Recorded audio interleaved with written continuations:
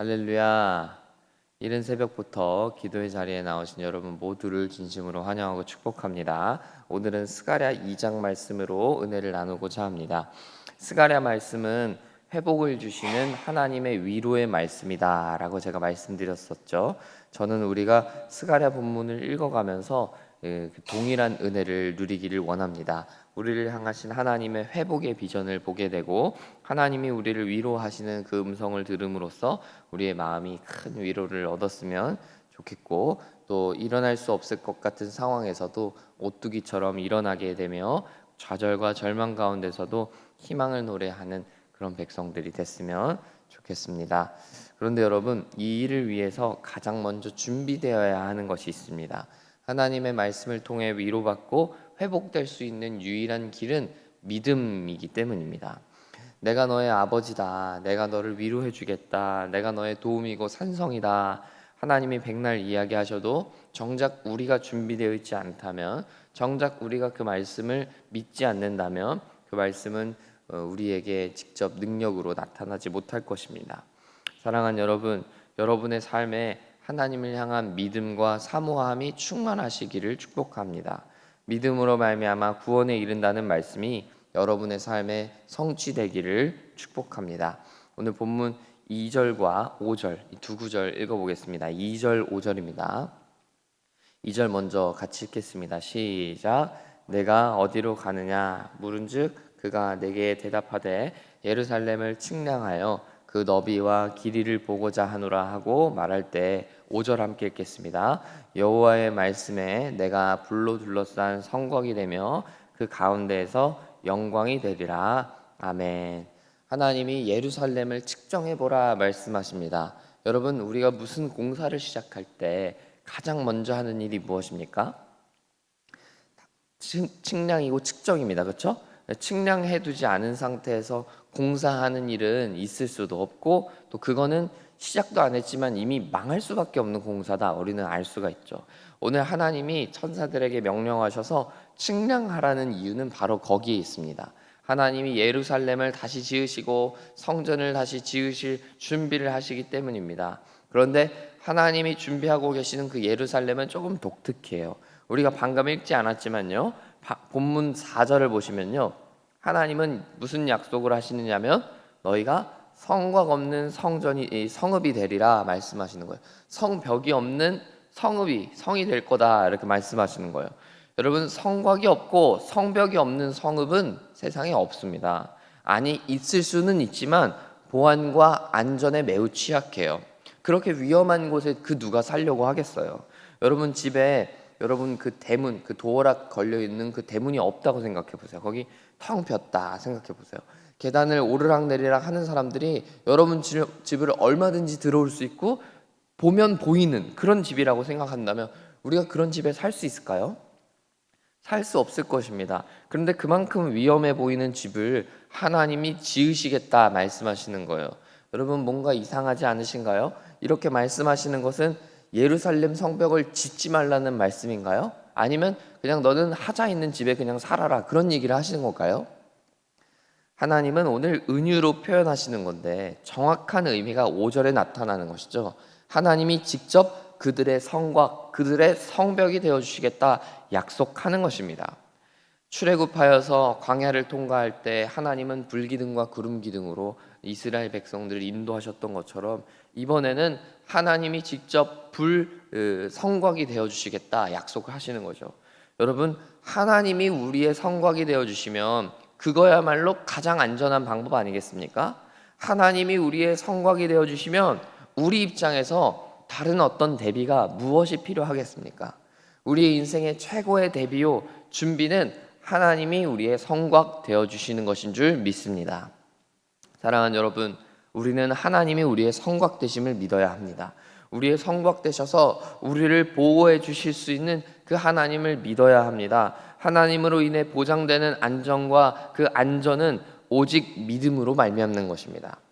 아무리 우리가 교회 다니고 새벽 기도를 빠지지 않는다 할지라도 전능하신 그 하나님을 믿지 않는다면 우리는 늘 두려워하고 근심하고 방황하고 걱정할 것입니다. 늘 흔들리고요. 우리 길을 잘 가지 못할 것입니다. 그러나 늘 우리가 염려하고 근심하는 인생이 아니라 담대하고 기쁨의 인생을 살려면 그 무엇보다 우리에게 요구되는 것은 믿음인 줄 믿습니다.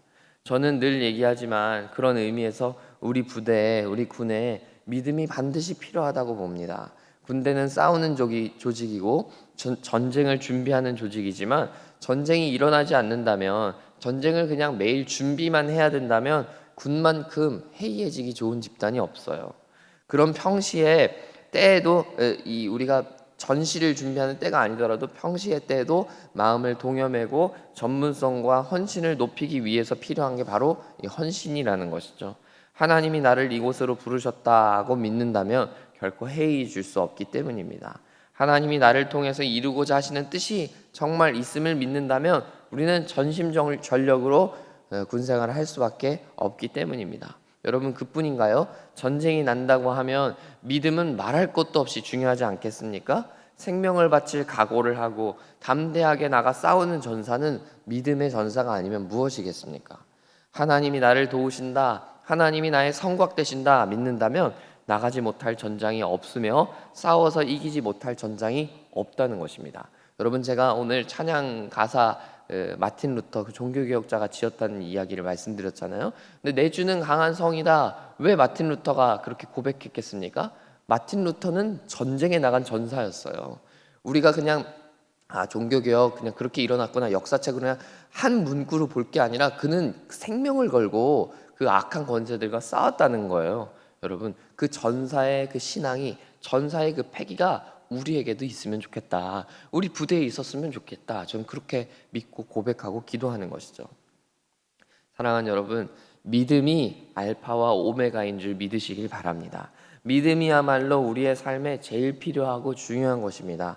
하나님이 여러분을 보호해 주시겠다고 말씀하셨습니다. 그 말씀을 믿고 담대하게 세상으로 나아가는 여러분들 되시기를 축복합니다.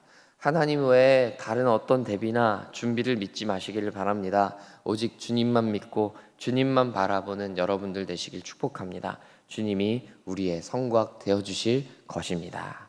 오늘 본문 10절과 11절도 읽어보겠습니다. 10절, 11절 함께 읽겠습니다. 시작. 여호와의 말씀에 시온에 따라 노래하고 기뻐하라.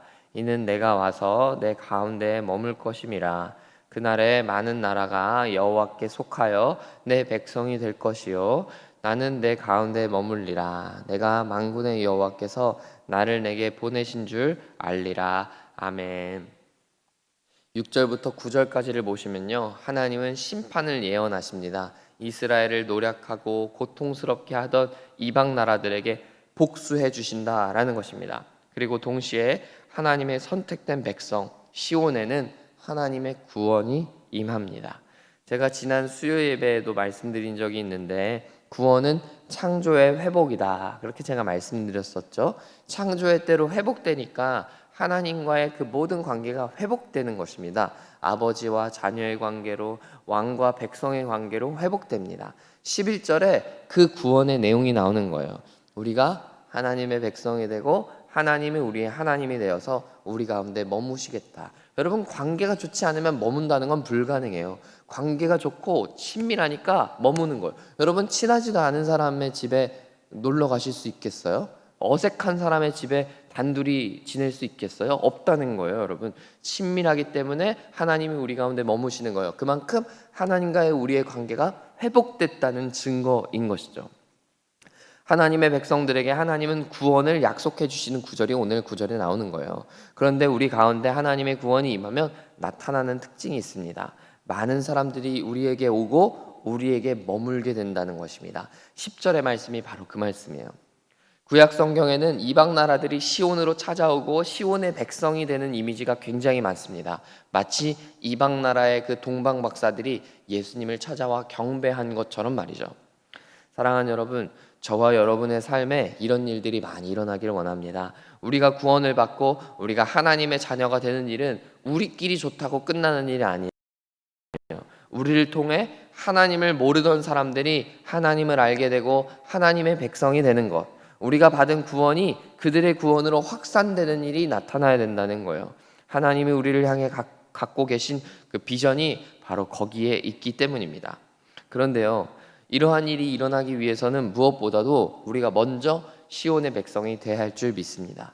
나부터가 먼저 하나님의 백성이 되고, 나부터가 먼저 하나님의 관계와 연결되고 회복된 사람, 하나님과의 관계를 회복하는 사람이 먼저 되어야 한다는 것입니다. 나부터가 하나님의 사람이 되지 못한다면 그 누가 나를 보면서, 우리를 보면서 하나님의 백성이 되겠습니까? 그러므로 오늘날 최고의 전도의 방법은 내가 하나님의 백성, 내가 하나님의 자녀, 그 관계가 회복된 사람이 되는 것입니다. 복음을 입술로 증거하고 전하는 것은 그 다음 일이에요. 그 다음 과제예요. 내가 먼저 하나님의 백성이 온전하게 되는 것, 하나님과의 관계가 온전하게 회복되는 것, 이것이 먼저 되어야 할 줄 믿습니다. 사랑하는 여러분, 여러분의 삶이 먼저 하나님의 자녀로, 백성으로 세워지는 일이 일어나길 소망합니다. 그리고 더 나아가 여러분의 그런 모습을 보고 크리스찬으로 살아가는 여러분의 삶을 보며 세상이 감동하게 되고, 세상이 예수님을 알게 되고, 세상이 우리를 통해서 예수님을 보게 되기를 소망하고 축복합니다. 저는 우리 기지교회가 정말 그런 교회의 사명, 우리 기지교회로서의 사명 잘 감당하길 소망합니다. 여러분 한 분 한 분을 통해서 우리 기지에 거주하는 장병들과 군가족들이 하나님께로 나아오게 되기를 소망합니다. 하나님의 백성이 되는 것이 얼마나 기쁘고 행복한 일인지를 그들이 우리를 통해서 알게 되기를 소망합니다. 그런 일이 오늘 여러분의 삶에 일어나게 되기를 축복합니다. 먼저 여러분 잘 서 계시기를 축복합니다. 먼저 하나님의 자녀라는 정체성을 가지며 온전히 살아내는 여러분 되시길 축복합니다. 하나님이 여러분을 통해 그러면 놀라운 일을, 놀라운 역사를 이루어 가실 것입니다. 온전히 오늘 하루 살아가실 때 하나님이 우리의 성곽 되신다 믿으며, 하나님이 나의 아버지 되신다 믿으며 살아가는 여러분의 믿음의 삶, 믿음의 여정들 다 되시기를 소망합니다. 함께 기도하겠습니다. 좋으신 아버지, 우리의 성곽 되시며 우리의 방패 되시는 주님을 찬양합니다. 하나님, 세상 살아가면서 우리가 다른 것 어떤 것 다 의지하지 아니하고 오직 우리의 성곽 되시며 우리의 방패 되시는 주님만 의지하며 주께만 의뢰하는 우리가 될 수 있도록 우리에게 은혜를 베풀어 주옵소서.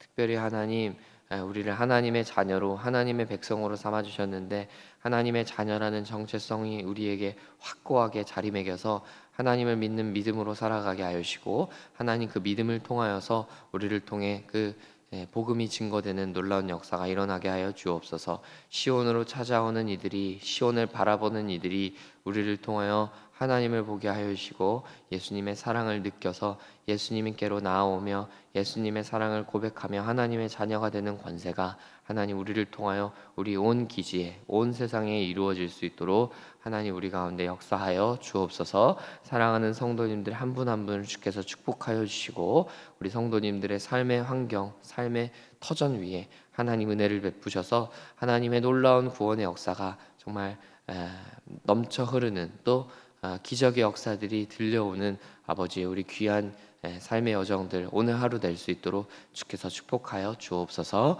감사드리며 예수님 이름으로 기도합니다. 아멘.